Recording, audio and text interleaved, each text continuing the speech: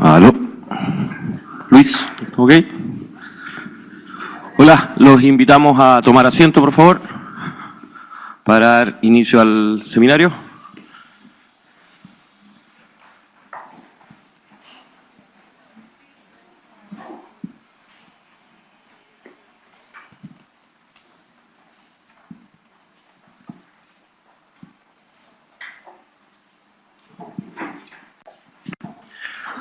Bueno, mi nombre es Felipe Cepeda, yo soy el director comercial de la clase ejecutiva.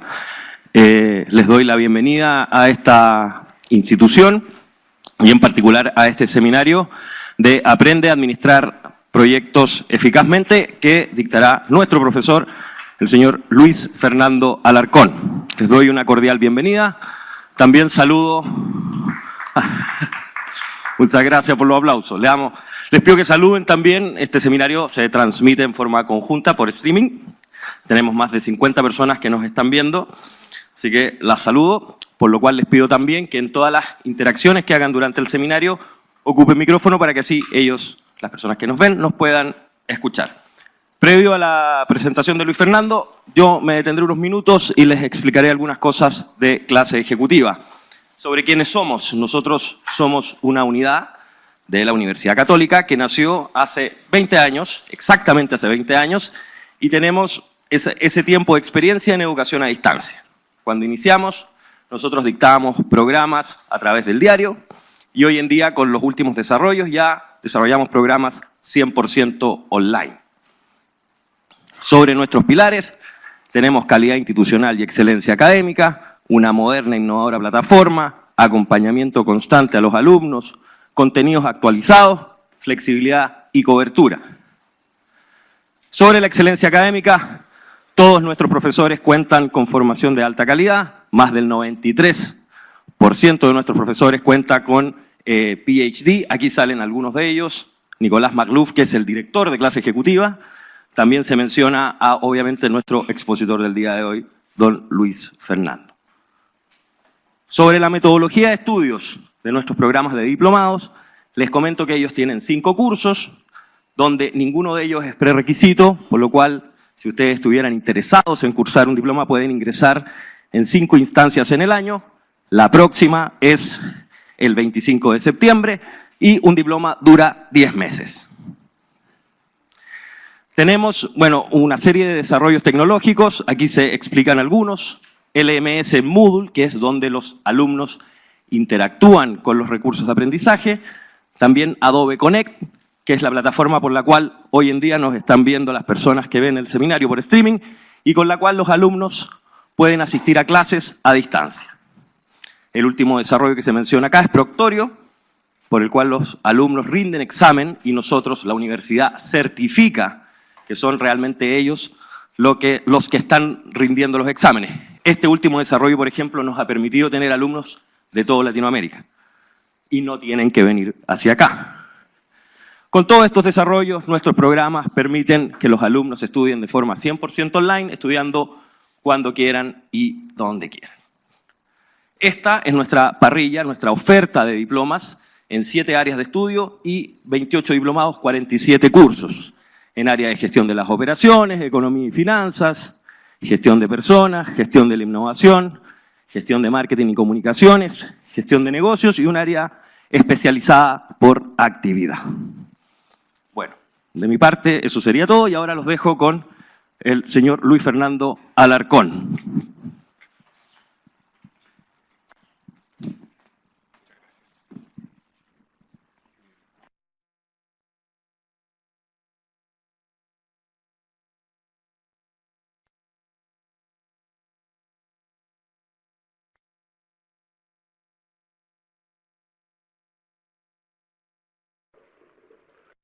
¿Se escucha el micrófono? ¿Sí?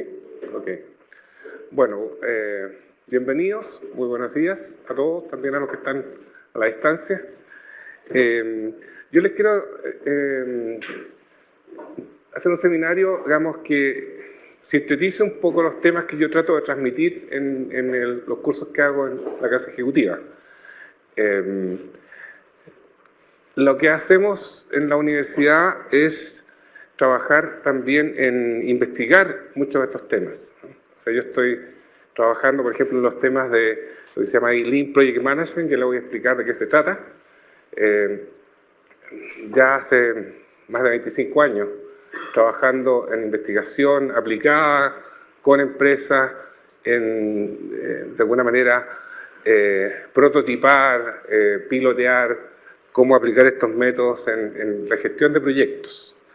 Y eso es yo creo que es lo más valioso que puedo compartir en los cursos que yo hago. Obviamente está la gestión de proyectos más tradicional, que también uno necesita aprenderla, pero eso está disponible en muchas partes, ¿no? Entonces esto yo lo que quiero mostrar es un poquito lo que es más distintivo nuestro, que podemos hacer un aporte bastante único en muchos casos. ¿De qué se trata esto? Bueno, tal vez les tengo que contar quién soy yo, no sé antes de partir, digamos. Yo soy profesor de la Escuela de Ingeniería ya hace más de 30 años, ingeniero civil estructural originalmente, trabajé en oficinas de ingeniería, inicialmente en diseño de edificios, ingeniería antisísmica, esa era mi especialidad. De hecho, mi primera especialización de posgrado fue esa. Fui a estudiar cómo combatir los terremotos a Berkeley y volví y me convertí a cómo gestionar proyectos. Tuve que seguir estudiando, obviamente, para eso, pero eso es lo que me mueve hoy día. ¿Qué más les puedo contar? Me ha tocado hacer otras cosas en la universidad. Digamos, hasta hace poco estaba como director de extensión y presidente de DICTUC. Soy director de un par de centros de investigación. El Centro de Excelencia y Gestión de Producción, que aparece ahí, GEPUC, que existe ya, llevamos 18 años de vida. Y recientemente me hice cargo de un centro que se llama Centro Interdisciplinario para la Productividad y Construcción Sustentable, que es un centro Corfo que involucra a 4 universidades, digamos, que está destinado a contribuir con la investigación aplicada para las empresas. Entonces, mi actividad de investigación está en esos centros y mi docencia en temas de la Escuela de Ingeniería en las áreas de gestión de proyectos. ¿Qué más les puedo contar? En lo personal tengo una familia grande, son 9 hijos, y un dato freak, son 8 mujeres y un hombre. Así que esa es mi presentación. El tema que les voy a presentar tiene que ver con gestión de proyectos y los ejemplos que les voy a mostrar están relacionados con la industria de la construcción principalmente y la minería, ¿ya? Obviamente los conceptos son aplicables en cualquier ámbito. Sin duda lo que estamos aplicando aquí les voy a mostrar que son conceptos que vienen de la industria automovilística, o sea, vienen de la Toyota y se están aplicando prácticamente en todas las industrias hoy día. Así que no se preocupen por el tema de los ejemplos o el área en que yo conozco más, digamos, porque esto es aplicable prácticamente en cualquier industria. Entonces vamos a hablar un poquito de qué es lo que es la introducción a qué es lo que es Lean, y yo después quiero estructurar la presentación en estos 3 temáticas que a mi juicio son las que le dan sustento a la implementación de estas metodologías, y quiero brevemente referirse a un caso que muestra una aplicación bastante completa de esto en la construcción de hospitales. El enfoque tradicional de gestión de proyectos que ustedes van a encontrar en toda la literatura tiene que ver con un triángulo como este. No sé si ustedes lo han visto antes esto. ¿Se acuerdan qué significa ese triángulo? ¿No? Esto lo que dice normalmente es que en cualquier proyecto existe este triángulo que implica un compromiso entre estos 3 aspectos. Por un lado, el costo del proyecto, la calidad y el plazo. Y lo que dice la literatura convencional es que si uno quiere, por ejemplo, un proyecto con mejor calidad, va a tener que sacrificar algo del costo, a lo mejor le va a costar más caro, o a lo mejor va a tener que hacer el proyecto en más tiempo, pero que en el fondo cuando uno mueve una de estas elementos en una dirección, el otro tiene que sacrificar algo del otro. Esa es la mirada tradicional. La mirada Lean dice que eso no existe ya. Porque lo probaron así primero en la industria automovilística y más recientemente también en otras industrias como la de los proyectos. O sea, lo que se ve es que uno puede efectivamente sacarse este paradigma de la mente y creer que es posible reducir costos, reducir plazos y mejorar la calidad simultáneamente. Eso es lo que nos invita a creer la filosofía de Lean Management o de Lean Production. Ahora, nosotros usamos este triángulo que es totalmente distinto para enseñar esto, para de alguna manera poder entender qué significa implementar un sistema de gestión distinto. Y eso implica, a mi juicio, a lo menos estos tres elementos. Lo primero, lo que está arriba, habla de filosofía. Y aquí no se trata de buscar un libro de filosofía, sino que la filosofía significa una abstracción de cuáles son las grandes ideas, los principios que gobiernan esta forma de mirar la gestión, la distinción entre qué es lo que es valor, qué es lo que no es valor, qué es lo que son desperdicios, o qué es lo que no es desperdicio, por ejemplo. Todo eso me lo da la filosofía. Entender de alguna manera y razonar cuáles son las ideas que están detrás y son las que queremos en el fondo promover. Después viene, no necesariamente en ese orden, pero la tecnología. Y aquí nos referimos con tecnología. La tecnología tiene que ver muchas veces con los métodos y las formas que yo uso para implementar esas ideas. Y normalmente son las cosas que más conocemos, porque a veces puede ser un software, a veces puede ser un método específico, que es el que se nos queda más fácilmente en la memoria, digamos, y en la forma de hacer las cosas. Vamos a ver después ejemplos de esto. Y por otro lado están las personas. Las personas que son las que finalmente van a adoptar estas nuevas formas de gestionar. Y también tienen que cambiar junto con el resto. Entonces, a mi juicio, lo que nos pasa muchas veces es que nos olvidamos de que esto tiene múltiples miradas, y que hay que atacar las tres al mismo tiempo. O sea, uno tiene que tener siempre en mente cuáles son las ideas que quiero promover. A lo mejor voy a apoyarme en ciertas tecnologías o herramientas para implementarlas, pero no puedo olvidarme que son las personas las que van a hacer esto y por lo tanto tengo que trabajar simultáneamente en formar a esas personas. Entonces, ¿cuáles son los ejemplos de este triángulo, por ejemplo? Yo les hablaba, la filosofía se refiere a principios Lean. Vamos a ver cuáles son esos principios, por ejemplo, ¿no? ¿Qué es lo que son las pérdidas en un proceso? Porque Lean significa normalmente reducir pérdidas y agregar valor. Eso es lo que busca generalmente esta filosofía, es lo fundamental. Y para eso aplica estas ideas, estos principios. La tecnología básica, por ejemplo, que proviene de la industria automotriz japonesa, del sistema de producción de la Toyota, usaba una serie de técnicas y herramientas para hacer esto.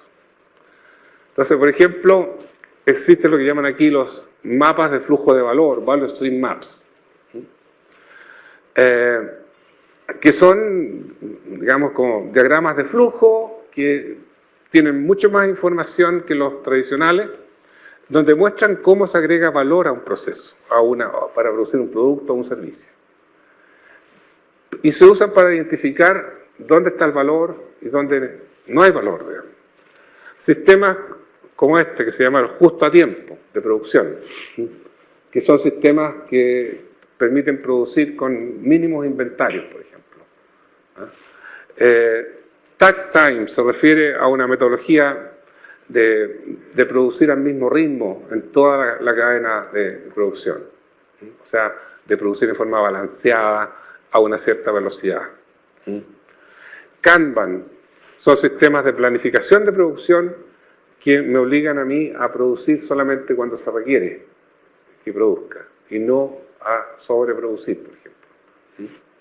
Kaizen es la palabra japonesa para mejoramiento continuo. O sea, todas estas son como el toolbox, la caja de herramientas para aplicar esta filosofía. Pero por otro lado, yo no puedo seguir trabajando con la misma gente o con la misma forma en que trabajo en una cultura normal.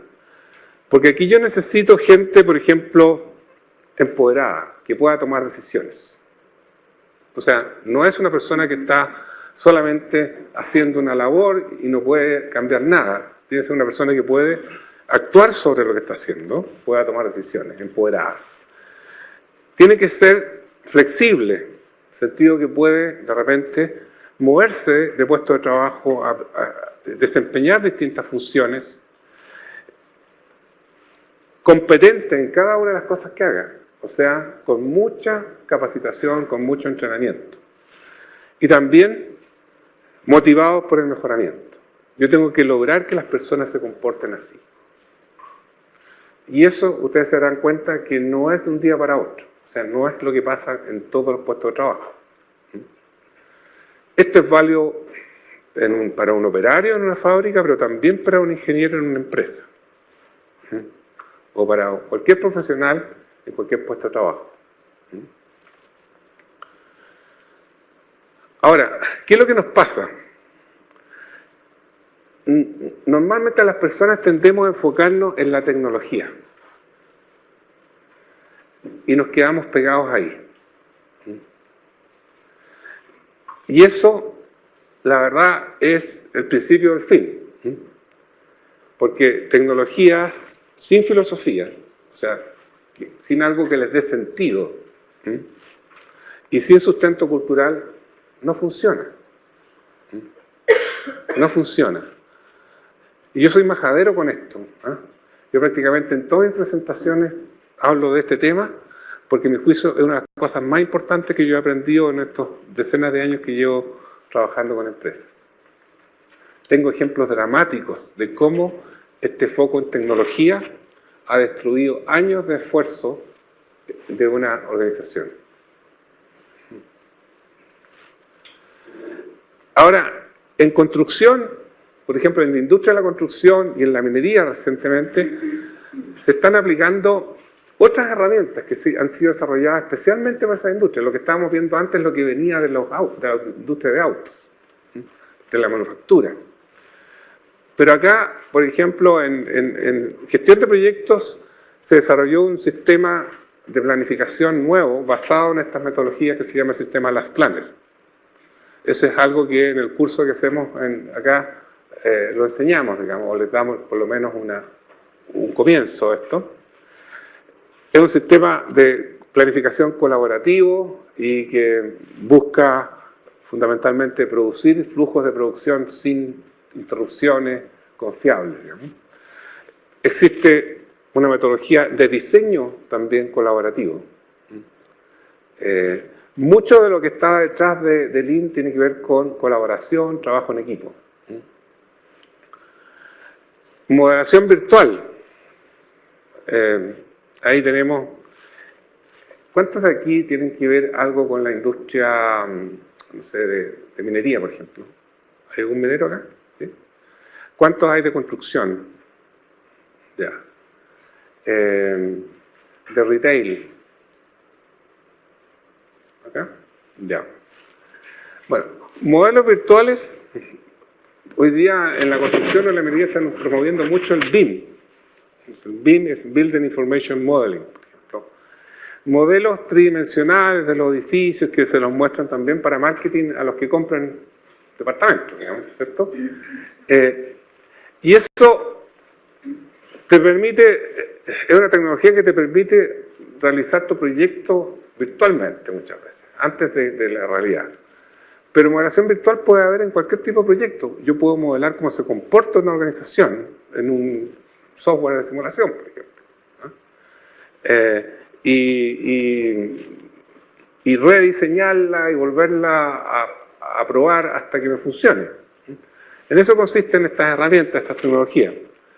Colaboración extrema se refiere a cómo acelerar procesos de diseño, de toma de decisiones en organizaciones, usando ciertos principios básicos de colaboración y de tecnología.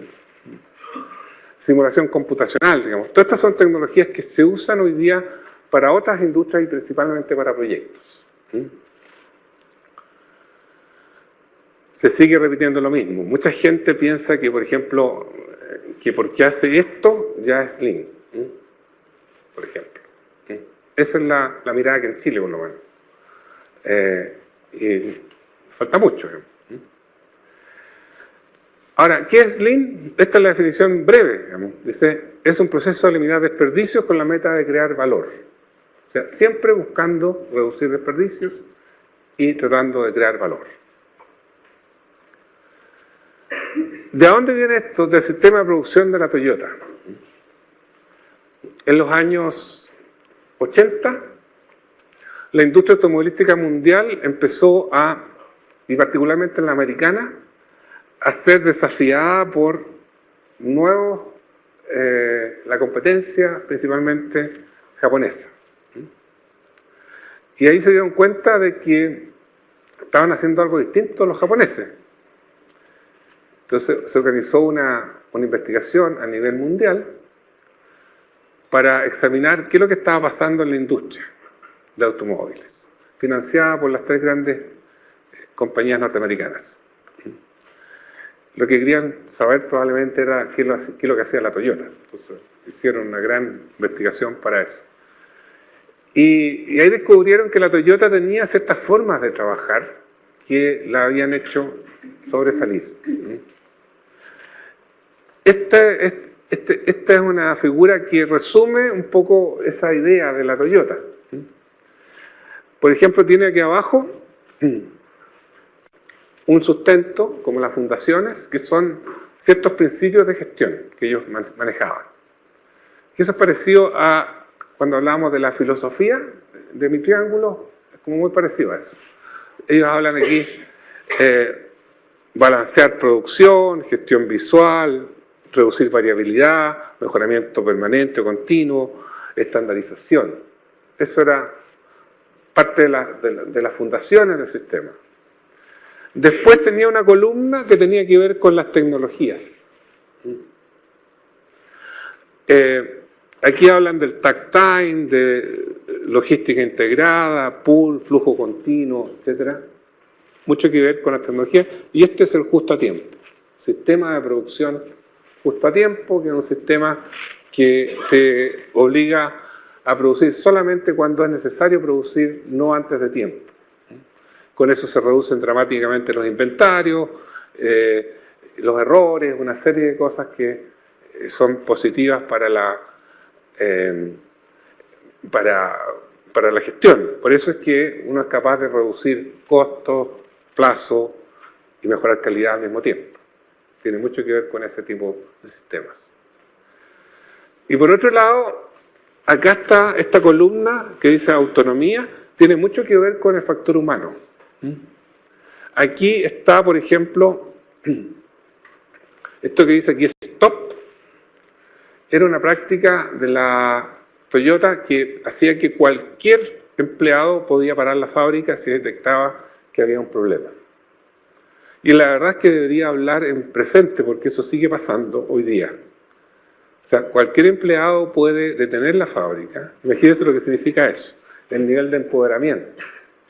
y también el nivel de preparación que tienen que tener esos empleados para que eso pueda ocurrir. Por lo tanto, esto destaca el empoderamiento, la capacidad de parar la fábrica, métodos a prueba de errores. Se han escuchado hablar, hay una palabra japonesa que se llama el poke-yoke. Poke-yoke significa algo así como a prueba de tontos, a prueba de errores. O sea, yo diseño formas de hacer las cosas de manera que no me pueda equivocar. Entonces, por ejemplo, no sé, estos enchufes que son, que tienen formas distintas según si voy a enchufar un computador o voy a enchufar una plancha, ¿cierto? Son a prueba de errores. O sea, yo no puedo enchufar en el enchufe equivocado ese artefacto porque no cabe, digamos, ¿cierto? Eso es un ejemplo. Entonces, muchas de estas cosas, autocontrol, o sea, capacidad de autocontrolarse, resolver problemas de la causa raíz, todo eso tiene que ver con cómo las personas se comportan. Todo eso con el fin de mejorar calidad, satisfacción del cliente, reducir costos y menores tiempos de ciclo. Eso es lo que está detrás. Aquí hay algunos resultados del estudio que se hizo de las plantas automovilísticas en el mundo. Esto es una investigación de MIT que fue publicada a fines de los 80 y que lo que muestra aquí, por ejemplo, esto es valores de productividad en plantas en distintos lugares del mundo. Aquí tienen ustedes, por ejemplo, japonesas en Japón, japonesas en Norteamérica, norteamericanas en Norteamérica, norteamericanas y japonesas en Estados Unidos, perdón, en Europa, europeas en Europa y países recientemente industrializados, los NIC, que son países como México, Brasil, Taiwán y Corea. ¿Qué es lo que muestra esto?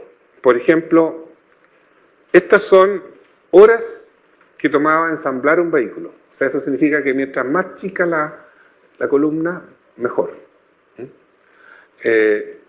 Aquí, por ejemplo, se muestra que esta es la mejor planta en Japón, tenía 13,2 horas por vehículo. Eso era la mitad del promedio de las plantas norteamericanas, que era alrededor de 25. O sea, esas plantas con razón estaban ganando la competencia, o sea, con la mitad de las horas ensamblaban un vehículo. En calidad pasaba algo similar. Estas son cantidad de defectos por vehículo, por cada 100 vehículos. También la mejor planta japonesa tenía la mitad de los defectos del promedio de las norteamericanas. Sin embargo, aquí pasa algo curioso. No sé si ustedes notan aquí qué cosas le puede resaltar como llamando la atención. ¿Dónde está la mejor planta de todas? Está por acá. O sea, está en un país recientemente industrializado. Lo cual significa que esto de ser Lean se puede hacer en distintos lugares, o sea, es transferible de un lugar a otro. También uno ve aquí que las plantas japonesas en Japón se comportan muy similares, las japonesas en Estados Unidos se comportan muy similares a las japonesas en Japón. Lo mismo en productividad. O sea, está dando cuenta que el sistema de gestión se puede transportar de un lugar a otro y tener resultados similares. Y ese era un paradigma que no estaba tan vigente en ese momento. Se pensaba que los resultados tenían que ver con el país donde estaban, porque las personas tenían ciertas características, etcétera, y no con el sistema de gestión. Bueno, de ahí el nombre de Lean viene por estos indicadores, que hay muchos más. Entonces decían, las plantas Lean son capaces de hacer más automóviles con la misma cantidad de, o sea, un automóvil con la mitad de los recursos de las otras plantas, la mitad de los defectos, la mitad del espacio físico, una fracción de los inventarios, o sea, todo era menos. Y en inglés lean significa magro, sin grasas, sin excesos. Y por eso lo bautizaron así. O sea, no es que hayan inventado Lean Production, sino que le llamaron así a esta forma de producir. Aquí hay un ejemplo ahora de una mirada a qué pasaba con la gestión de la fuerza de trabajo. Fíjense ustedes aquí, si uno quiere decir, ¿por qué pasaba esto? ¿Qué cosas habían distinto entre una planta y otra? Bueno, también están los inventarios acá. Los inventarios con que trabajaban los japoneses, por ejemplo, tenían inventario para 0,2 días en las plantas japonesas en Japón. Las plantas americanas tenían inventario para 2,9 días, o sea, como 14 veces más inventario con que producían. Las plantas japonesas en Estados Unidos tenían la mitad de los inventarios de las americanas en Estados Unidos, pero todavía estaban lejos de esto. Pero esto es lo interesante, la fuerza de trabajo. Se repiten prácticamente las mismas características en Japón y en Estados Unidos, pero las plantas americanas tienen números distintos. Trabajo en equipo, una característica de este sistema de producción. Trabajo en equipo. Rotación en los trabajos. O sea, rotación frecuente contra baja rotación. ¿Qué significa eso? Que van cambiando sus lugares de trabajo, van aprendiendo a hacer distintos puestos de trabajo. Eso les da flexibilidad. ¿Cuál es la característica de flexibilidad? Polivalentes. Para hacer eso necesitan mucho entrenamiento. O sea, esto, fíjense, 380 o 370 horas de entrenamiento por persona por año. Son como 2 meses al año siendo entrenados en algo nuevo. Probablemente mucho de ese entrenamiento es el mismo trabajo. No es que vayan a un centro de formación, o no sé. Probablemente mucho es el mismo trabajo. Pero muchas horas comparadas con las 46 que recibían los empleados de las fábricas americanas. O sea, estas son personas muy competentes en lo que hacen. O sea, van haciendo distintos trabajos, pero los van formando para que lo hagan bien. No son maestros chasquillas como los nuestros, que hacen de todo también. Nuestros maestros chasquillas son nuestros polivalentes. Y multifuncionales. Esa es la otra cosa. Número de clases de trabajo. Aquí está dividido en muchas partes las fábricas americanas. El trabajo de ensamblar un auto está dividido en 67 trabajos distintos. En cambio, las japonesas, entre 9 y 12 partes. O sea, mucho más integrado el trabajo. O sea, los empleados de las fábricas japonesas hacían un trabajo más completo. Probablemente operaban distintos equipos en hacer ese trabajo. Porque era, no sé, como 7 u 8 veces más integrado que el trabajo que hacía un americano. O sea, probablemente operaba una remachadora, una soldadora, una máquina, un robot para pintar, no sé. Pero probablemente tenía una multifuncionalidad. Si ustedes conectan estas dos cosas, la rotación y el número de clases de trabajo, se dan cuenta que a lo mejor si rotamos a las personas de trabajo cada 3 meses, en 2 años un trabajador sabe hacer todos los trabajos de la fábrica. O sea, y está preparado para parar la fábrica. Porque sabe que detectó un error que proviene de 3 puestos más atrás, a lo mejor, y ahí hay que resolverlo. Bueno, otro indicador muy importante que en Lean tiene que ver con las sugerencias por empleado. 61,6 en las plantas japonesas en Japón. O sea, sí. ¿Cómo se compadece en unos países que son emergentes? Por ejemplo, yo lo puedo entender en Japón, pero yo les digo, Acerca del... he tenido muchas experiencias que cuando uno contrata a una persona, el contrato tiene que ser específicamente para lo que es contratado. Por lo tanto, a los 3 meses uno no lo puede cambiar y empezar a entrenar, porque tiene que hacer una modificación del contrato. Y inmediatamente, con la modificación del contrato, aparece la sigla CDI. ¿Cómo voy ahí? coincide. Sí. Entonces, por un lado, el Lean Production indica la máxima flexibilidad y nosotros vamos orientados a la máxima rigurosidad Sí. laboralmente. Entonces, yo creo que vamos en dirección contraria. Exactamente. Cuando yo contrato a alguien que tiene que ser por 2 meses en periodo de prueba y a los 3 meses le estoy cambiando su puesto de trabajo, ya cambiaron todas las condiciones laborales y contractuales. Entonces, el Lean Production, si viene el sueño dorado, es difícil de implementar en países donde somos rigurosamente estrictos en la legislación. Y a eso hay que agregarle la capacitación y los manuales de capacitación que tienen que ser reiteradamente cada 3 meses. El Estado dice cada 6 años hay que renovar la licencia de conocimiento.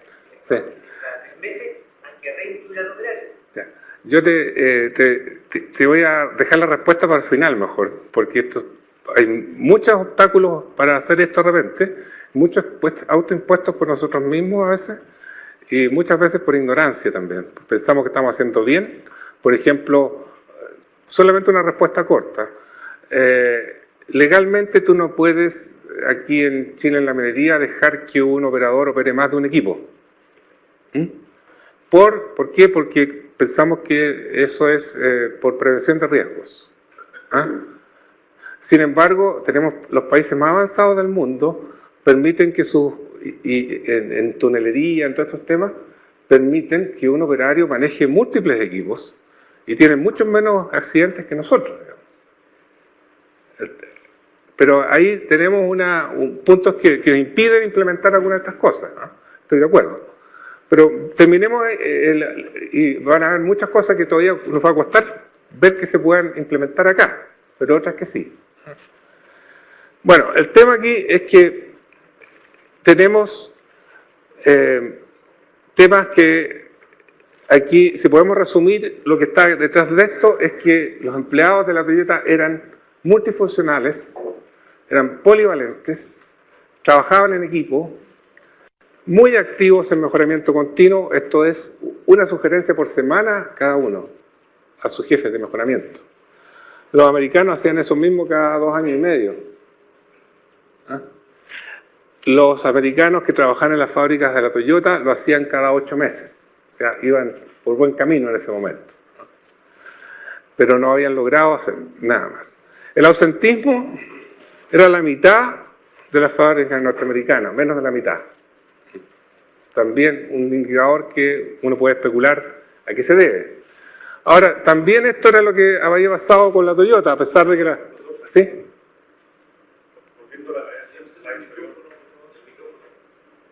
El micrófono.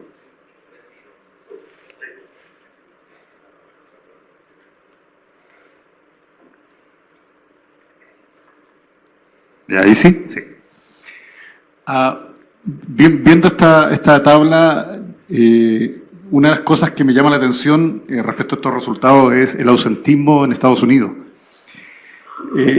Quizás estoy en lo correcto al pensar que cuando uno ve los otros factores, los otros resultados, y se encuentra con que hay una baja rotación, con que hay número de clases muy alto respecto de las otras oficinas, que hay nueva producción también muy baja respecto a las otras, quizá el ausentismo significa que el empleador está poco motivado también. Porque si está 2 o 3 o casi 3 veces más en ausentismo que la otra oficina, significa porque se ve muy encapsulado en su trabajo, por eso una rotación tan baja. O sea, al revés, cuando hay una rotación muy baja se ve muy encapsulado, termina quizás lateado, aburriéndose, no se siente comprometido, claro. Y eso significa que su ausentismo es porque tampoco se ve comprometido con la compañía. Sí, bueno, yo creo que uno puede especular que de alguna manera tiene ciertas características el trabajo acá, de esta, digamos, el trabajo en equipo, la diversidad de trabajo, un trabajo más completo, que probablemente hacen que la gente trabaje más motivada también, y el mejor índice de esto son esta cantidad de sugerencias. Significa que estoy involucrado en mi trabajo, estoy tratando de contribuir, digamos. Sí, creo que tienes razón. Pero obviamente es un indicador más, digamos, que no puede sacar uno la razón directa. Bueno, obviamente la Toyota es una de las empresas que le ha ido mejor en cuanto económicamente a lo largo de los años, sin dejar de tener problemas. En los últimos años tuvo algunos problemas de calidad importantes también, digamos, tuvo en la prensa, etcétera, a pesar de que varios de esos fueron descartados. Pero eso es lo que tiene que ver con de dónde viene esto. La filosofía se refiere a principios de producción que son aplicables en cualquier ámbito prácticamente. Por ejemplo, reducir o eliminar actividades que no agregan valor, o sea, buscar activamente eso, incrementar el valor del producto, tratar de identificar qué es lo que el cliente quiere y estar permanentemente tratando de mejorarlo, reducir la variabilidad en los procesos, reducir tiempos de ciclo, simplificar procesos, incrementar la transparencia, etcétera. Estos son como las notas que hay que tocar, digamos, para que esto funcione. Eso es lo que yo busco cuando estoy tratando de implementar este sistema, digamos. Y también tiene que ver como ideas que se van generando de cómo funcionar en un ambiente Lean o no Lean. Lo tradicional es que las decisiones se tomen secuencialmente por especialistas y se comuniquen a los demás. En Lean se trata de empoderar a los trabajadores para que tomen decisiones de alto rango, a veces. Mucho más espacio para tomar decisiones que lo que tienen en un ambiente tradicional. Pero los preparo para eso. También lo tradicional es que el diseño del producto se finalice y entonces comienza el diseño del proceso. Acá se trata de hacer se llama un diseño concurrente, de procesos y productos o servicios. En la mirada tradicional tampoco se consideran todas las etapas del ciclo de vida. En Lean se trata siempre de estar mirando todas las etapas del ciclo de vida, cada vez más. Sobre todo en proyectos se partió mirando mucho la ejecución, pero se fue migrando al diseño y hoy día se está mirando a todo el ciclo de vida de los proyectos. También aquí hay una mirada en lo tradicional, es que pareciera que lo bueno es hacer las cosas lo antes posible. Esa es la mirada con que estamos todos seteados. Y el Lean te dicen, ¿sabe qué? Realice las actividades en el último momento responsable posible. Suena como contraintuitivo, pero cuando uno empieza a escarbar, ¿por qué es esto razonable? Esto tiene que ver con el justo a tiempo. O sea, no invierta antes de tiempo, no produzca antes de tiempo, se va a quedar con inventario, va a producir cosas defectuosas, a lo mejor que a gente no le gustan en exceso, y esta es una buena práctica, o sea, produzca o haga las cosas, tome decisiones en el último momento responsable posible, o sea, no a última hora, último momento responsable posible. Y así, también cómo funcionan las organizaciones, separadas o integradas. Los participantes, ¿cómo se protegen? Cada uno protege su parte o se protegen en conjunto de variaciones, por ejemplo. Profesor, ¿sí? Hay una consulta del streaming en relación al gráfico Japón versus empresas americanas. Daniel Fernández consulta si usted sabe cuál era el costo de hora hombre en los distintos países. No tengo esa información, la verdad. Es probable que en el libro que se publicó esto esté. El libro se llama La máquina que cambió el mundo, de Womack. Womack, Jones y otros autores. Es un libro que está disponible en la librería porque fue un bestseller en su momento. Bueno, también acá se trata de alinear intereses. O sea, en vez de funcionar con intereses desalineados, buscar mecanismos para alinear intereses en las partes. Y también fomentar el mejoramiento continuo. Estas son algunas ideas que uno tiene que cambiar el switch de trabajar así a pasar a trabajar de esta otra manera. Todo esto está inspirado en lo que pasaba en la fábrica, digamos, pero es aplicable a cualquier ámbito. Ahora, en los proyectos de infraestructura y construcción, pero también puede pasar en cualquier otro, el tradicional lo tradicional es que si este es el ciclo de vida del proyecto, desde la etapa en que se origina la necesidad, las distintas etapas de diseño, y aquí parte la operación comercial. Normalmente las decisiones se toman así. Primero, ¿qué es lo que voy a hacer? ¿En qué consiste el proyecto? Después, llevo a cabo etapas de diseño, en que voy de alguna manera elaborando en qué consiste ese proyecto. Después elijo el cómo lo voy a hacer, que ya vengo en la etapa más de diseño detallado, ¿cierto? Y recién aquí elijo quién lo va a hacer, por ejemplo, quién va a ejecutar el edificio que diseñé antes. Y después se ejecuta. El sistema Lean promueve que esto se haga integrado, o sea que desde muy temprano yo elija quién lo va a hacer. Entonces aquí me van a decir, oye, pero ¿cómo elijo quién lo va a hacer si no tengo un proyecto todavía? Bueno, hay otras formas de hacerlo. Hay otros criterios para elegir. Porque, y no podemos entrar en detalle hoy día también, pero después podemos, al final de la clase les puedo explicar algunos ejemplos. ¿Quién lo va a hacer? Lo puedo elegir por ofertas de mejor valor, por ejemplo. ¿Qué se refiere a eso? ¿Algún mecanismo para fijar el costo? Para llegar a una meta de costo, por ejemplo, pero que me acompañe los que lo pueden hacer mejor. ¿Por qué? Porque quiero que juntos elijamos cómo lo vamos a hacer. Desarrollemos, los invito a participar desde muy temprano en el diseño del proyecto. De manera que cuando llegamos a ejecutar esto, ya están todas las decisiones tomadas en conjunto prácticamente y se puede optimizar todo el sistema, no solamente una parte. Sí. El micrófono. Considerando que la metodología Lean toma todo eso integrado, entonces los proyectos de tipo llave en mano, llámese proyecto de PC, ingeniería, compra y construcción,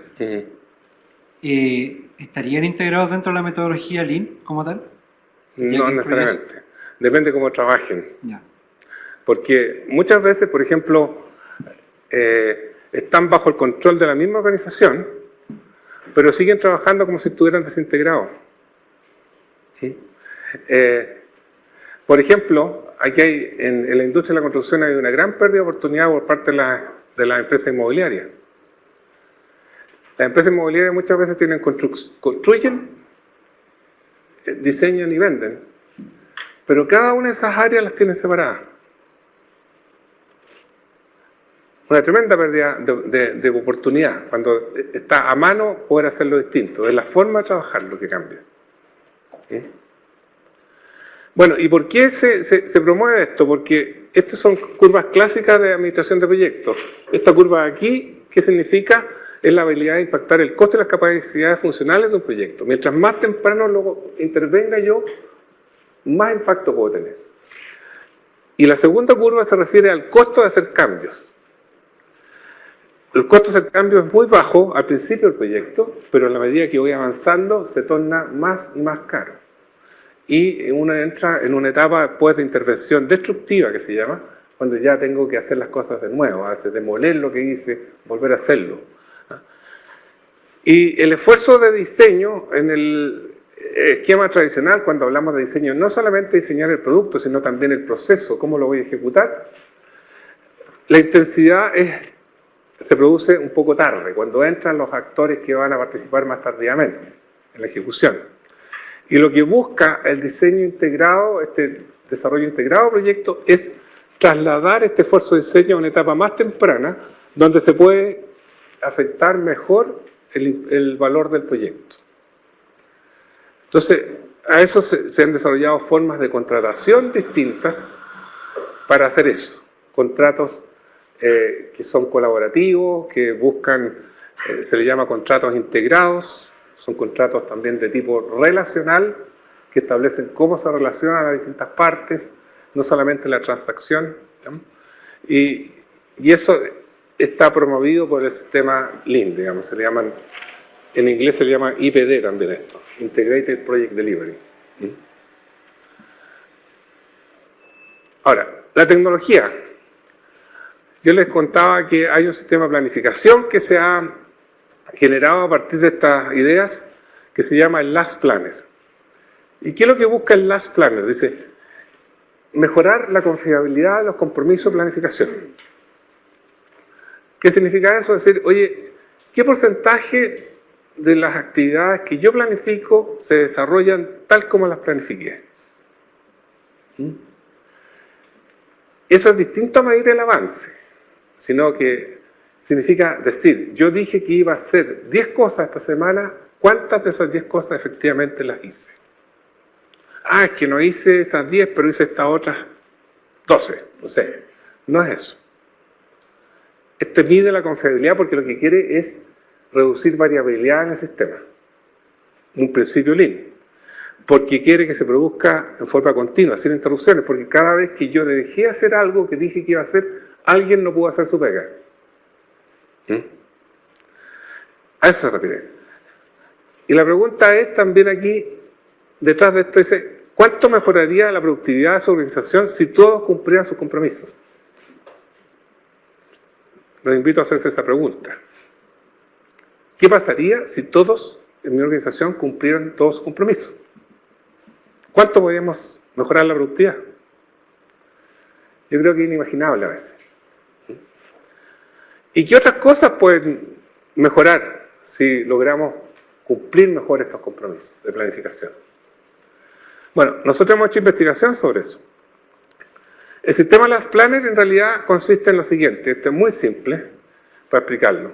Supongamos que esto es todo lo que tengo que hacer en un proyecto y yo en un determinado periodo, por ejemplo, para la próxima semana o el próximo mes, elijo hacer esto como administrador del proyecto. Pero sin saber qué es lo que se puede hacer a veces, porque esto se hace a veces en una oficina, con pocas personas participando en definir eso. Esa es la forma tradicional de planificar. Entonces se encuentra en terreno que solamente se puede hacer una parte de lo que yo planifiqué. Entonces vamos por un mal camino ya, de partida. Entonces Last Planner se da cuenta de eso y dice, vamos a dar vuelta a esto. Primero, vamos a identificar qué es lo que puede hacerse. Y eso lo vamos a hacer de forma sistemática, a través de ciertos procedimientos, etc. Y vamos a hacer participar más gente, que son los que van a ejecutar, que son los que nos pueden decir si esto se puede hacer o no. Cuando tengamos identificado lo que puede hacerse en ese periodo, ahí vamos a elegir qué es lo que vamos a poner en el plan. ¿Ya? Obviamente que de esta manera, si damos vuelta esa toma de decisiones, vamos con mucho más chance de cumplir. ¿Ya? Porque investigamos bien lo que se podía hacer, lo agrandamos, porque también aquí está más grande. Antes estoy haciendo trampa, era chiquitito. Lo voy a agrandar, porque quiero que se puedan hacer muchas cosas para poder tener cómo elegir. Elijo lo que voy a hacer y la probabilidad de lograrlo va a ser mucho más alta. Y eso es lo que mira en Last Planner y tiene varios niveles de planificación en que se van tomando compromisos, porque aquí es muy importante el compromiso de quienes ejecutan. ¿Cómo gestionar compromisos? Entonces, eso es lo que hace este sistema y tenemos resultados de muchas situaciones, digamos. Las planificaciones se transforman en conversaciones, en que se obtienen compromisos. Aquí se muestra gente discutiendo, un plan maestro probablemente aquí, donde están tomando notas, están anotando fechas, están negociando. Ahí hay una reunión de planificación, en una obra en Estados Unidos, aquí en Chile también se hace bastante esto, en que nuevamente están los que van a ejecutar aquí, comprometiéndose a hacer un plan de trabajo. Este es un resultado de una oficina aquí en Santiago, de una empresa retail, que tiene supermercados, que tiene tiendas, etc. Y nosotros le ayudamos en su momento a introducir estas metodologías en su gestión. Fíjense ustedes lo que pasaba acá con la confiabilidad de los compromisos de avance físico que existían. Antes de introducir mediciones del cumplimiento de compromisos, que es una de las cosas que uno hace cuando implementa este método, los compromisos se cumplían en forma pobre, o sea, alrededor de un 40%, 40% probablemente era como el promedio, si vemos este que estaba mucho más bajo. Cuando empezamos a medirlo, cambió dramáticamente el cumplimiento. Fíjense ustedes que el gerente del proyecto era el que menos cumplía, tenía un 12% de cumplimiento. Bueno, mejoró bastante, llegó a un 67%, por lo menos. Estos son otros compromisos. Hay compromisos de segundo orden aquí, que tienen que ver con compromisos más de gestión de restricciones que existen en los proyectos. Por ejemplo, una restricción puede ser, necesito conseguir un permiso para hacer algo en la próxima semana, o en 2 semanas más. Necesito contratar un servicio para que se pueda llevar a cabo algo en 2 semanas más. Ese tipo de compromisos tenían un nivel de cumplimiento de alrededor de un 10% promedio. También se produce un cambio dramático ahí, después de empezar a aplicar este sistema. Ahora, ¿cuál es la gracia de esto? Que en la medida que yo aumento el cumplimiento de la planificación, en medida con ese parámetro de confiabilidad de la planificación, porcentaje de compromisos cumplidos, la productividad aumenta. Eso es lo que está detrás de esto. O sea que yo pongo un foco en hacer más confiable mi planificación y logro mejorar el desempeño de mi proyecto. Estos son datos dentro de un mismo proyecto. O sea, en que yo tengo, cada punto de esto es una semana, y cada esa semana yo medí qué porcentaje de cumplimiento de la planificación tuve, qué productividad tuve. Y se ve claramente que existe esa correlación con un valor estadístico muy alto. El R cuadrado explica qué porcentaje de la variación es explicada por esta variable, y ahí aparece un 68%. O sea, gran parte de la variación es... Este es un caso de estudio que analizamos al principio, que cuando estábamos investigando esto. Este era el cumplimiento de la planificación en un proyecto hasta antes de intervenirlo. O sea, alrededor de un 50% de los compromisos de planificación se cumplían. Cuando empezamos a intervenirlo, logramos que esto aumentara dramáticamente y empezara a moverse alrededor del 80% de cumplimiento. Ahora, ¿qué pasó con la productividad? Medimos esto con los últimos 5 meses que teníamos registros de productividad de este proyecto, y lo comparamos con lo que pasó posteriormente. 65% de aumento el primer mes, 86% el segundo mes. O sea, tiene un potencial enorme hacer esto. Estas son 8 empresas en las que nosotros monitoreamos la implementación de estos métodos cuando estábamos recién piloteando esta cosa. Y ellas reportaron aumentos de productividad entre un 7% y casi un 50%. O sea, también teníamos una muestra mucho más grande ahora, más de un caso de estudio, sino que situaciones en muchas empresas. Sí. A lo mejor me estoy adelantando, pero no logro enfocar ahí dónde está el proceso de mejoramiento de un proceso, de todo el proceso como tal. Si bien es un proyecto, o sea, la construcción de un edificio, bueno, lo construiste, nada que hacer. Pero en cadenas de producción, ¿dónde está esa retroalimentación que pueda mejorar ese proceso que ya tenemos hoy en día? Hoy día en este caso estamos solamente enfocándonos en una tecnología. Estoy dando un ejemplo de una tecnología. Entonces, a veces es tan exitosa la tecnología que la gente se queda pegada ahí y nos hace la pregunta que tú estás haciendo. Y ese es uno de los peligros que tiene. ¿Ah? Que, por ejemplo, aquí en Chile fue muy exitosa la implementación de este sistema. Muchas de las empresas en la construcción, por ejemplo, lo tienen, y hoy día en la minería lo están exigiendo, que a veces se pierde de vista que Lean no es eso. Es la mirada mucho más amplia de todo el sistema de producción. Así que muy buena tu pregunta, te la agradezco. Pero yo en este momento estoy enfocado en ese acápite que decía tecnología. ¿Ah? Ahora, hicimos una encuesta en 77 proyectos que participaban en estas implementaciones y ellos también nos dieron feedback respecto a qué otras cosas vieron que habían mejorado. O sea, hay muchos más indicadores que pueden mejorar producto de esto. Esta es otra empresa que nos permitió monitorear proyectos con implementación de este sistema y sin. Y lo que quiero mostrarles aquí básicamente es que los impactos son en múltiples indicadores. Productividad mucho mejor con que sin. Este es el valor histórico de la empresa que tenía incorporado algo de esta tecnología.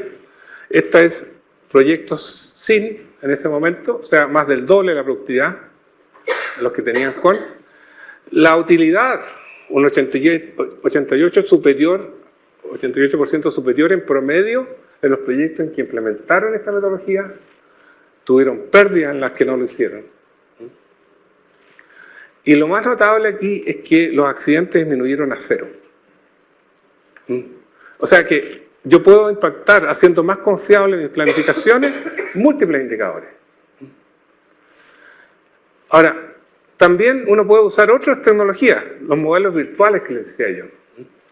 Modelos virtuales, ¿cómo puedo hacer mi proyecto virtualmente antes de hacerlo en la realidad? Puedo responder preguntas como esa, o sea, puedo detectar qué problemas voy a tener en la realidad cuando mi modelo virtual me los anticipa, digamos. Y aquí hay un ejemplo que nos tocó ayudarle a una empresa a hacer esto.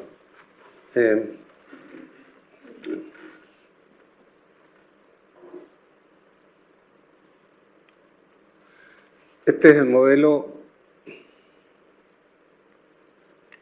del Museo de la Memoria que ha estado de moda, ¿cierto?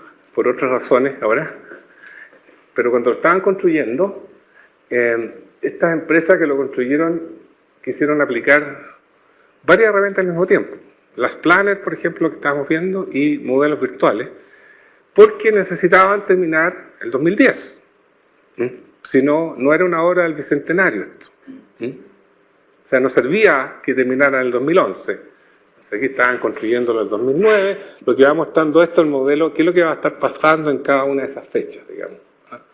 Y me puede mostrar también cuando hay congestión, cuando hay mucho trabajo en una misma área, cuando hay cosas que están fuera de secuencia, me pueden ayudar a replanificar, por ejemplo, para hacerlo más efectivo. Pero estas son, uno se puede engolosinar con estas tecnologías y pensar que con esto ya estamos listos, digamos. No, o sea, esto es una parte, es una de las vértices del triángulo. Uno importante tiene que ver con la cultura, cómo nos comportamos entre nosotros, entre organizaciones y entre personas. Ya dijimos que las personas tenían que trabajar en equipo, que colaborar, que ser polivalentes, multifuncionales, etc. Y también entre las organizaciones yo tengo que generar una cultura distinta. Por ejemplo, yo necesito vincular tempranamente al equipo proyecto. Dijimos que queríamos llamarlos temprano a los que van a ejecutar para que puedan contribuir. Tengo que lograr alinear intereses y objetivos de los distintos actores. Tengo que ser capaz de compartir riesgos y recompensas. Eso no es lo habitual. Eso no es lo habitual. Todos queremos que los otros tomen los riesgos y nosotros las recompensas, ¿o no? Esa es la transacción habitual. Y para eso se han inventado tipos de contratos. Los tradicionales y los relacionales son los que... Estos son normalmente de intercambio de bienes y servicios, lo que estamos acostumbrados. Los relacionales buscan crear un sistema interno de normas donde se puedan promover confianza, la compartición de riesgos, recompensas, incentivos, etc. Los transaccionales son los que estamos acostumbrados. Estamos siempre tratando de enfatizar normas que intentan especificar desempeño e imponer responsabilidades. Y buscando cubrir muchas situaciones, los contratos en los proyectos, por ejemplo, cada vez que van ganando más páginas, tratando de cubrir lo que nos pasó la última vez. Le agrego otras cláusulas al contrato. Y eso los convierte en un marco estático y rígido muchas veces. Los contratos relacionales buscan generar ambientes de confianza, crear culturas corporativas y tratar de crear un ambiente de reciprocidad donde todos puedan proponer ideas y desarrollarlas. En esa dirección va hoy día los proyectos que han sido capaces de implementar más de estas ideas. Entonces, el contrato discreto o tradicional se concentra en la transacción. Si le agregamos la relación entre las partes, vamos a tener un contrato relacional, o sea, que especifica principios y formas de manejar la relación. Y eso es un reflejo, de alguna manera, de la cultura más corporativa que hay que crear. ¿Conocen casos que se acerquen a estos aspectos relacionales? ¿Han visto algún tipo de contrato que busque generar confianza y eso acá? En la industria del desarrollo de software, hay metodologías ágiles, etcétera, que se acerquen a estos lineamientos, incluso hasta la construcción, dado que no necesita base, tanto como acá, claro, se va haciendo por partes. Y ahí se están implementando tipos de contratos más... Ah, perdón, ahí está Se están implementando tipos de contrato. Antes era llave en mano, del contrato decía todo lo que había que hacer y si no cumplía venían las multas. Y aquí más que multas se están implementando tipos de contrato, tiempos materiales, recursos por mes, donde es más libre la modificación, es más, abraza más el cambio que una estructura de contrato que definió lo que había que hacer el resto del proyecto y luego, obviamente como eso variaba, el software sobre todo. Y estos contratos van más por tiempo, necesita una persona un mes y lo que hagamos con esa persona el mes lo va a definir el equipo, lo va a definir el proyecto. Te da más libertad. Hay roles antes que era desarrollador, QA, jefe de proyecto, y días va más por un rol full stack que efectivamente puede hacer QA, puede hacer desarrollo. Entonces da un poquito más de libertad en el trabajo mensual en el desarrollo del software. Y permite alinear intereses también. Por supuesto. Claro, por ejemplo, yo conozco otro caso que hicimos una investigación hace algunos años, creo que en Pelambres, una minera. En vez de licitar la compra de neumáticos, por ejemplo, para sus camiones, que son un gran insumo en la minería, licitaron toneladas kilómetros de transporte a las firmas que los proveían de neumáticos. Entonces, si me dan neumáticos malos, van a durar menos toneladas kilómetros que si me dan neumáticos buenos, pero ellos hacen cargo de proveerme toneladas kilómetros de neumáticos. Son ideas que van en esa dirección. Ahora, obviamente para un proyecto la cosa es mucho más compleja, digamos, tiene más aristas, pero van tomando esa idea. Bueno, aquí hay partnering, por ejemplo, se habla en algunas organizaciones. Acuerdos de partnering, que son acuerdos entre organizaciones que dicen vamos a trabajar conjuntos para alcanzar algunas metas comunes, de mejoramiento, etcétera. A veces no están en el contrato, sino que son acuerdos paralelos al contrato. Alianzas entre organizaciones que forman como una empresa para hacer algo nuevo. Y hoy día se está hablando de Lean or Integrated Project Delivery, como un mecanismo para ir en esa dirección. Este es un caso que, con esto vamos a estar terminando acá, de una empresa que ha sido como en Estados Unidos un ícono de innovación, en el sentido de atreverse a hacer algo distinto tempranamente para otros.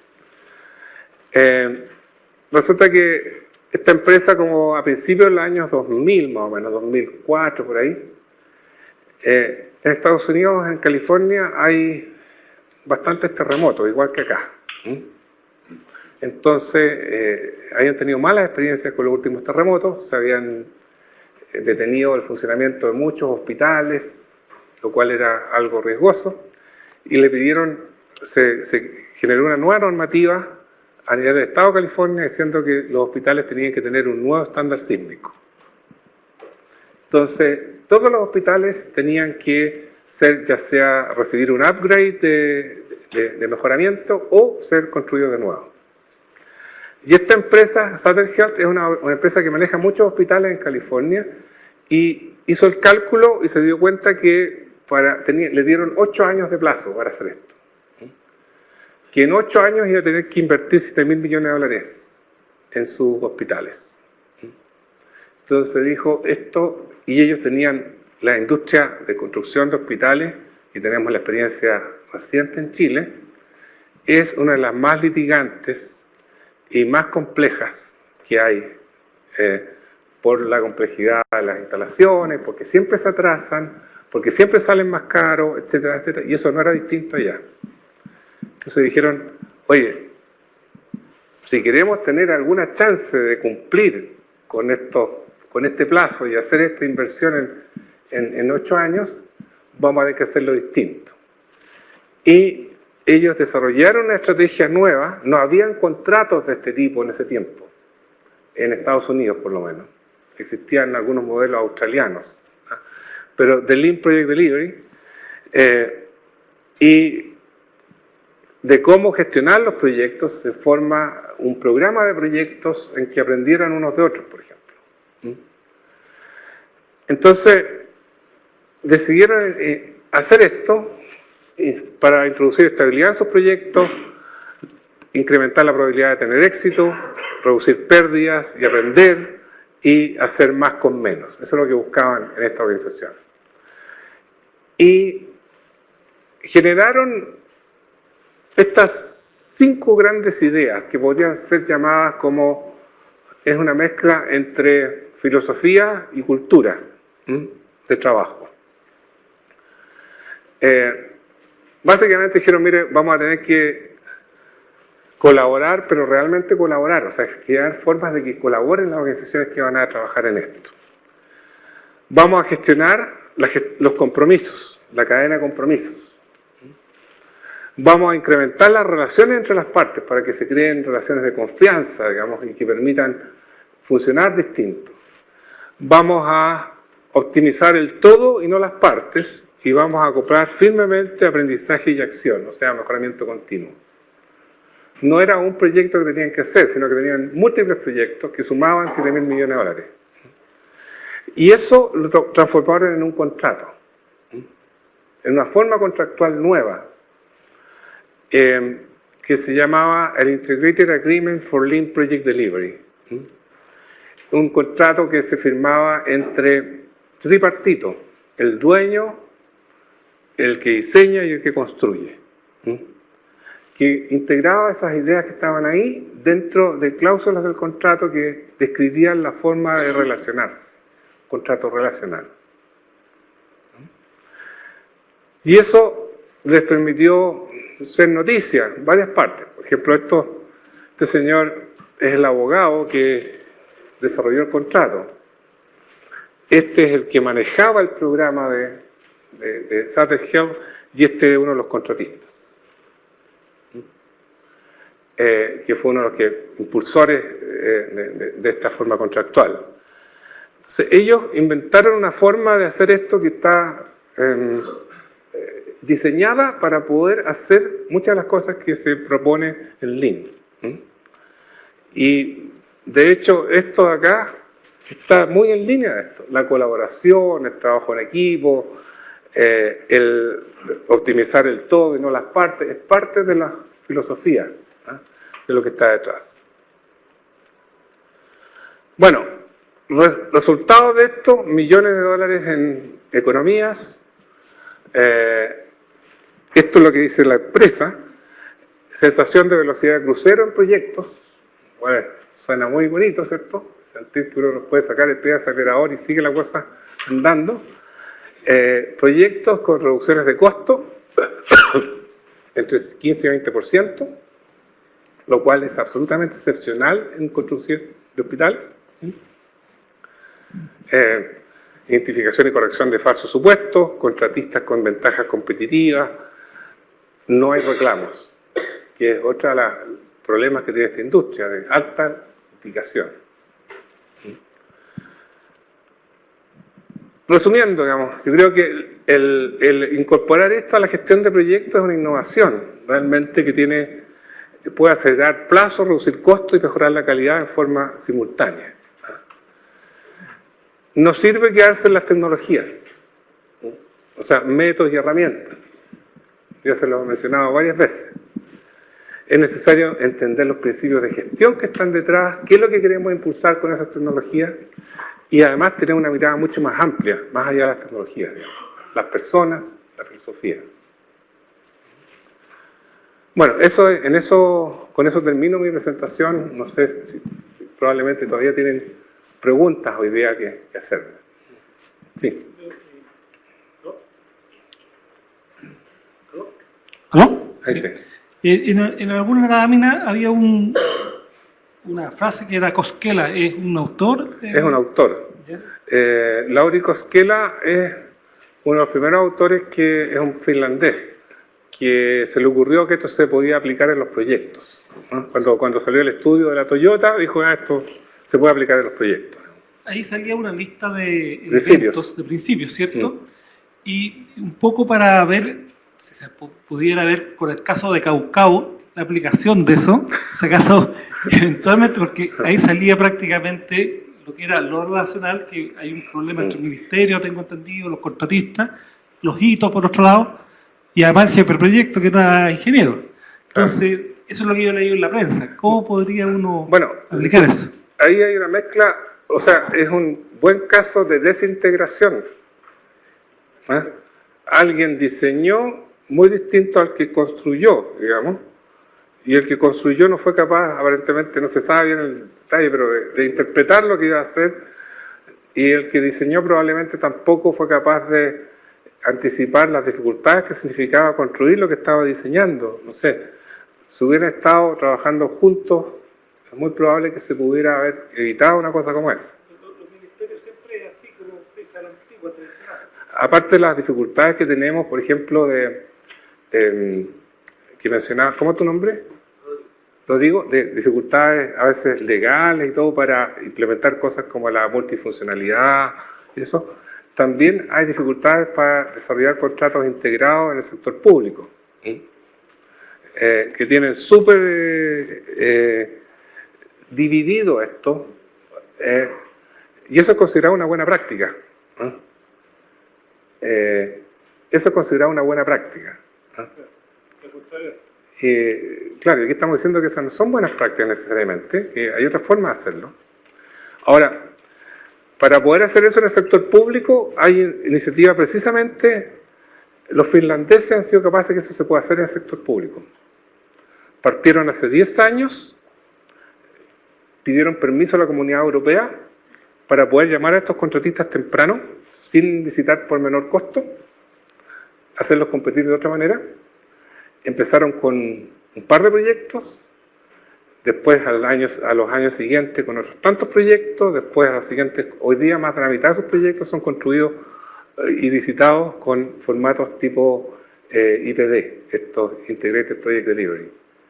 El año pasado yo los invité a una conferencia que hicimos a fin de año que se llamaba Lean in the Public Sector, porque están todos tratando de ver cómo hacemos esto en el sector público que tiene tantas cortapisas, tantas dificultades legales a veces para hacer cosas, incluso para lo que tú dices, tengo que contratar a alguien con un contrato que dice que esto es lo que va a hacer, no le puedo hacer otra cosa, tengo que modificar el contrato, no puedo hacerlo multifuncional, no lo puedo hacer polivalente tampoco, porque tengo restricciones legales. Entonces ahí hay un punto precisamente para hacer reflexionar al sector, a nuestros legisladores, de cómo generar, imitar a países avanzados, que son los que estamos mirando para otras cosas, para darse cuenta que necesitamos hacer cambios.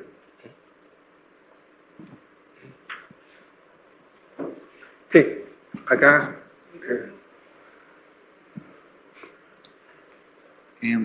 ¿Este sistema Lean tiene alguna restricción de implementación? Por ejemplo, ya hemos visto que puede ser una complejidad el tema de asuntos legales, pero por ejemplo, ¿tiene que ser proyectos de tamaños mínimos o organizaciones con procesos productivos mínimos? La verdad es que es una forma de pensar distinto esto. Entonces tú lo puedes... No hay una receta única para un tipo de organización. Tú lo adaptas a tu forma de trabajar, puede ser incluso en tu casa, cómo funciona. Yo le voy a contar como anécdota que en mi casa tengo, le dije que tenía 9 hijos, 5 ingenieros. 4 de ellos trabajan en temas relacionados con esto, o sea, o están contaminados también. Entonces, y son los hermanos mayores. Entonces, en la cocina de mi casa tienen la planificación de, usando métodos Lean, digamos, de cómo se distribuyen las tareas, de cómo, quién hace qué cosa, y me retan a mí por no ser Lean. ¿Ah? O sea, tengo ahí la crítica, pero directa. O sea, uno lo puede hacer en su vida diaria incluso. Muchos estos temas. Sí. ¿Hay un micrófono por allá? En relación a su experiencia, ¿cuál sería el puntapié inicial para generar esos compromisos como en conjunto, para trabajar en conjunto? Mira, yo creo que tienes que encontrar primero un convencimiento de la organización de que querer hacer cosas, digamos, y encontrar buenos liderazgos.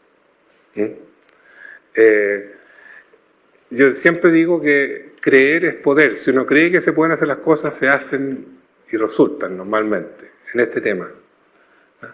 He visto personas que sin tener mayor formación en estos temas han desarrollado ejemplos notables de cómo se pueden hacer, aplicar muchos de estos principios en su entorno. Por ejemplo, yo le estaba hablando aquí de estos métodos que les mostré, que implementamos aquí en Chile, son cómo hay gente que ha adaptado los principios de la Toyota a sistemas de planificación, a otras ideas creadas para los proyectos. Yo conocí en México a un grupo de ingenieros que nunca había escuchado hablar de esto, siquiera cómo se adaptaban los proyectos, y tomaron lo que hacía la Toyota y lo aplicaron en su empresa, tal como lo hacían, sin ninguna adaptación, y les funcionó perfecto. Si tú vas a Brasil, en el norte de Brasil, Fortaleza, esa zona, hay empresas que visitamos hace un par de años atrás que han hecho lo mismo.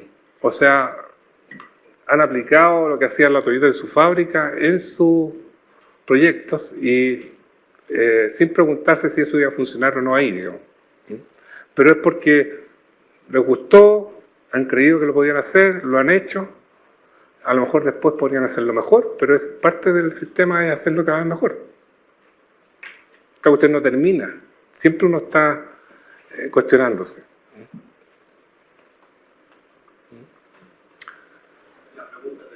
¿hay preguntas del streaming? Ok.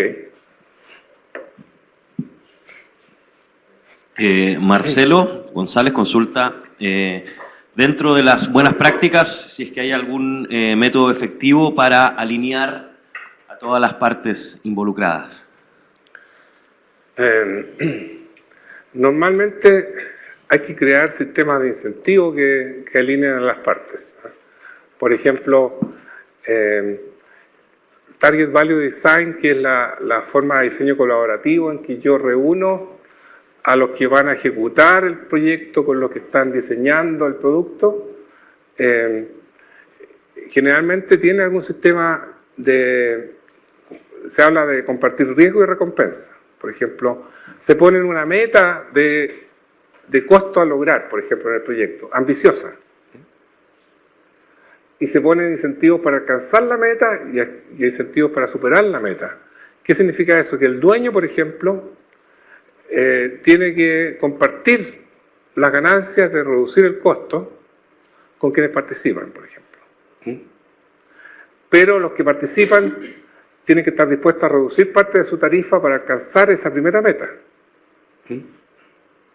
Y después, si logran alcanzarla y superarla, ahí empiezan a recibir recompensa. Normalmente están asociadas a incentivos contractuales. Muchas gracias.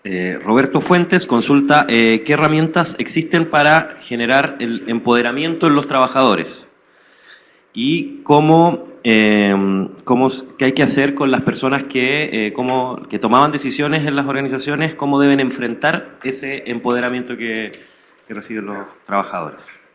Bueno, el empoderamiento normalmente tiene que ir acompañado de algún entrenamiento que les dé herramientas, por ejemplo, para poder sistemáticamente, por ejemplo, presentar sus sugerencias de mejoramiento.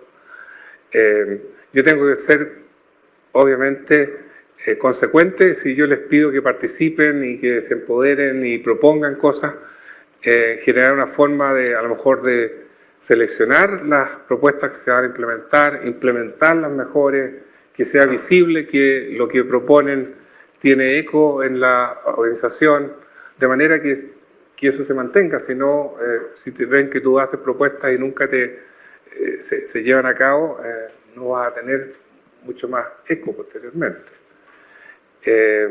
¿Cuál es la segunda parte? Es cómo las personas que toman decisiones en las organizaciones tienen que manejar este empoderamiento que recibieron los trabajadores. Creo que lo respondí en parte con lo que te decía, que tienen que ser capaces de ser visibles, que están escuchando, y generar un mecanismo que obviamente no todas las propuestas que te den son viables o son las mejores.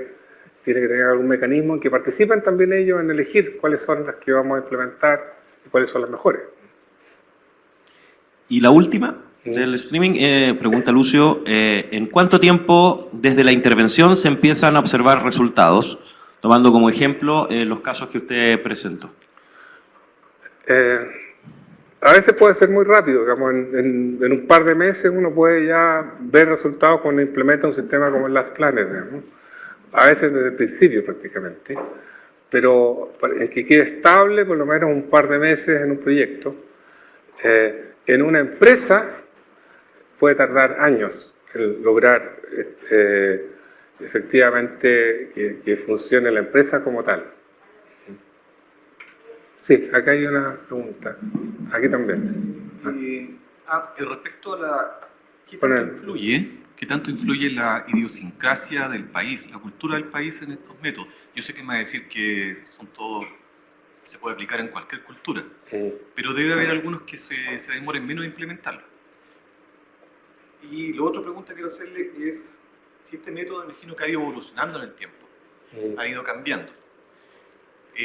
Desde que empezó el método, desde que se creó el método, o alguien dijo este método se creó porque es antes seguramente, a cómo está ahora, cuánto ha cambiado, y si existe un método alternativo de competencia. Siempre aparecen otros métodos que ofrecen lo mismo.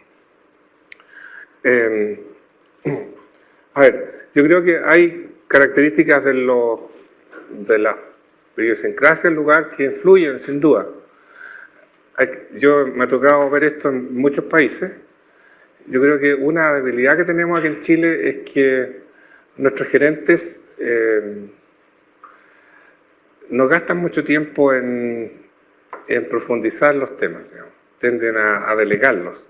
Entonces suelen tener un entendimiento superficial de lo que se está haciendo porque fueron a una conferencia, fueron a una visita donde vieron algo de esto y después lo delegan en los mandos medios. Y eso creo que hace que no sea tan efectiva la implementación, porque Normalmente, donde son más exitosas las implementaciones es cuando hay un liderazgo fuerte y con conocimiento, convencido, ¿no? Respecto a cómo ha evolucionado esto, sin duda que ha evolucionado mucho, digamos, porque al principio uno miraba esto como un sistema de gestión de producción más de una fábrica. Por lo tanto, cuando se empezó a aplicar en los proyectos, se aplicaba también así, como en la ejecución solamente. Y esto fue evolucionando, empezaron a mirar, oye, pero la Toyota también diseñaba distinto, también trabajaba distinto con equipos multidisciplinarios en el diseño de sus productos, con una serie de cosas que venían desde un principio. Y ahí empezó a aplicarse estos sistemas integrados que aparecen acá, no se inventaron aquí, o sea, así funcionaban también ellos. Y yo diría que el tema de la evolución de las competencias, todos los años se inventan nuevos nombres para cosas, digamos. Pero cuando tú empiezas a comparar, por ejemplo, ¿en qué se diferencia Lean de Agile, por ejemplo, que está más de moda últimamente, Scrum? Yo estuve el mes pasado en Brasil en una tesis de un alumno doctorado que tenía estaba viendo cómo se aplicaba Agile, cómo se aplicaba Scrum, y no fueron capaces de mostrarme las diferencias, la verdad, entre los distintos métodos. Comparten, yo diría que principios muy similares. Algunos están más en la etapa de implementación, ponen más énfasis en las personas o en otras cosas, pero yo diría que no hay que matricularse porque el Lean no significa un método, es una foto que le sacaron a una forma de funcionar en un momento. ¿Y qué significa? Reducir desperdicios y significa agregar valor. Eso es la definición. Y eso lo hacen hay muchas herramientas para hacer eso. Perdón. Quiero entender que los finlandeses en realidad dicen, yo quiero un puente, y llaman a los contratistas y ustedes me lo diseñan y me lo proyectan. A diferencia de nuestra lógica, que es nosotros diseñamos el Estado y después llamamos a licitar a suma cerrada. Sí. Los finlandeses simplemente llamarían, yo quiero el puente, ustedes llaman a los contratistas calificados y entre ustedes me diseñan el puente que más... Sí. Hace un proceso, tienen un proceso que le copiaron a los australianos, venían haciendo una cosa similar hace años atrás ya, de llamar muy temprano en sus contratos de alianzas a competir por formar las alianzas primero. Es decir, qué contratistas con qué diseñadores van a trabajar con nosotros en hacer esto. Y tenían distintas etapas de postulación sin tener un proyecto al principio. Y es lo mismo que están haciendo los finlandeses con un poco de evolución del tipo de contrato, en cómo compiten. Entonces, por ejemplo, le aseguran a los contratistas que parten que les van a pagar los costos. O sea, que no van a perder plata. La competencia viene de ahí para arriba. ¿Quién quiere, cuando empiezan después a competir por precio, empieza a competir por quién quiere ganar más o menos margen, en el fondo, para adelante? Pero tienen formas de seleccionar a sus contratistas en dos etapas, por lo menos. Al principio no dejan uno solo, sino que dejan un par o unos tres, y después en la última etapa eligen cuál, digamos. O distribuyen el contrato en partes, digamos. O sea, ahí hay una experiencia bien interesante que mirar para las obras públicas, por ejemplo. Sí. Ahí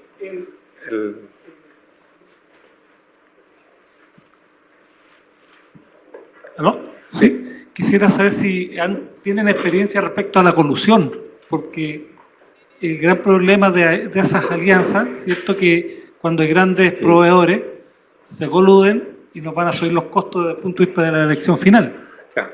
Que hay parte de los métodos que se usan para hacer la etapa de diseño, en cierta forma te previene que ocurra eso, porque, por ejemplo, se hacen benchmarks de costos. O sea, por ejemplo, supongamos esta empresa que construía hospitales. Ellos lo que hacen es decir, mira, los últimos hospitales que hemos construido nos han costado, no sé, 100 UF el metro cuadrado, por decirte algo. Vamos a usar un método que se pone una meta de por lo menos bajar eso a 95.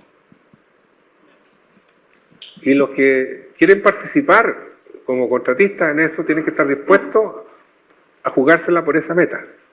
O sea, ellos entran a la competencia sabiendo que van a tener que bajar los costos, pero en la creencia de que sí lo van a poder hacer porque van a poder intervenir desde un principio. Entonces, y después hay incentivos por alcanzar ese costo y por bajarlo también.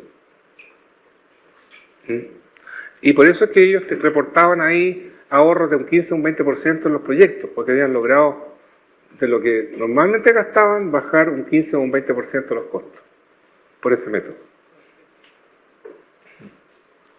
Muy bien, muchísimas gracias por su asistencia.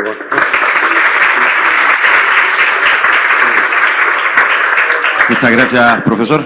Espero que les haya gustado la presentación de Luis Fernando. No sé si tienen un numerito que se les entregaron en la entrada, porque vamos a entregar una beca para el curso de Administración de Proyectos que dicta el profesor y que inicia el 25 de septiembre. Primero vamos a hacer sí para la gente de streaming. Ahí, profesor, si nos puede ayudar.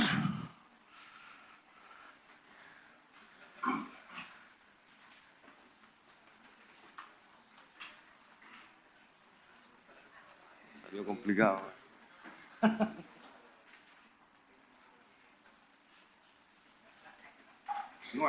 El número 9, el señor Omar Catalán. Le podemos dar un aplauso, por favor, desde acá a don Omar. Felicitaciones. Y ahora para ustedes que están acá.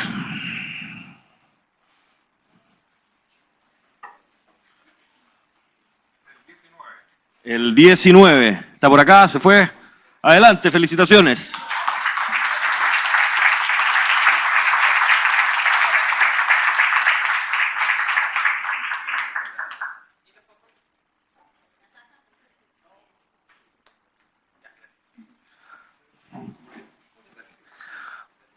Bueno, con esto damos por finalizado el seminario. Les recuerdo que los vi muy activos sacando fotos. Desde el día de mañana va a estar disponible tanto la presentación como la grabación del seminario en nuestra página web en www.claseejecutiva.com. Muchas gracias por su asistencia.